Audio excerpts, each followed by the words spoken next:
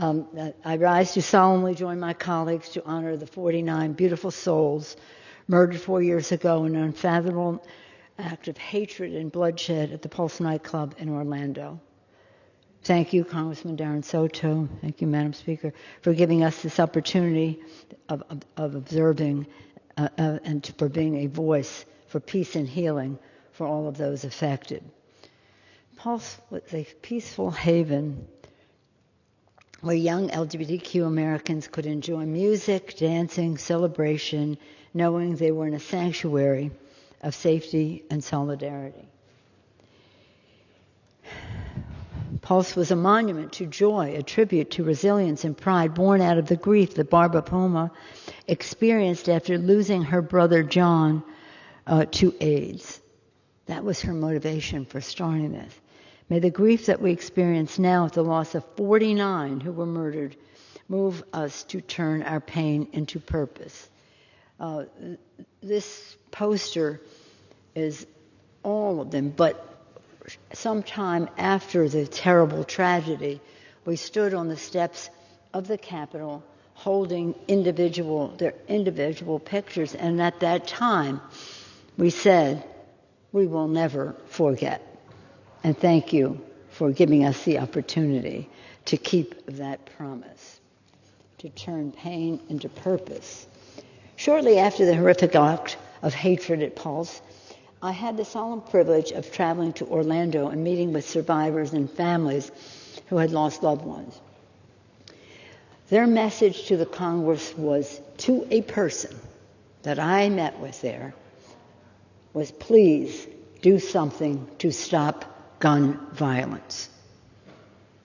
Yet painfully, since that tragic night, the horror that we saw in Orlando has been replicated in countless other communities across the country.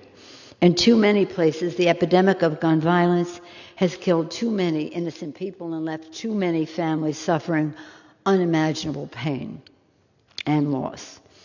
As one of the first actions of our majority last year, the House took action to end the bloodshed by passing H.R. 8 and H.R. 1112. H.R. 8 so designated because it had been 8 years since the assault on the life of our colleague, Gabby Giffords. She survived. She is doing remarkable things in terms of trying to end gun violence, but other people died, including a 9-year-old child. Hence H.R. 8, because it was 8 years since, and then H.R.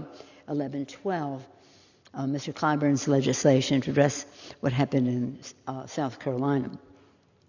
485 days, nearly 500 days later, we continue to urge the Senate to take up this legislation.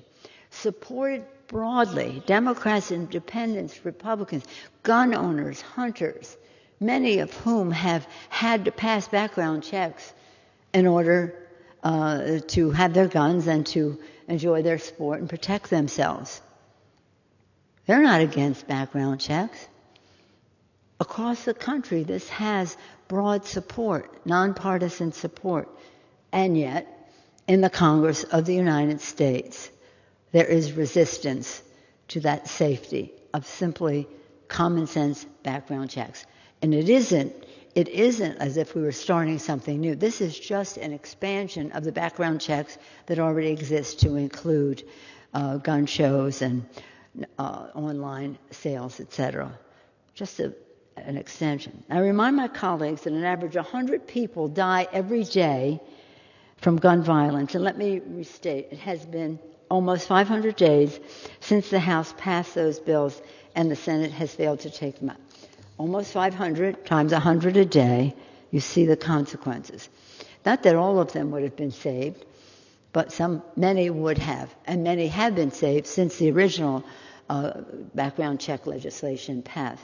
4 years later, 4 years after Pulse, our grief remains raw, but our resolve to end the deadly scourge of gun violence and hatred, discrimination, that's what it was about too, remains unwavering. Strengthened by the memories of those who were lost to gun violence, 49 souls here, so many others.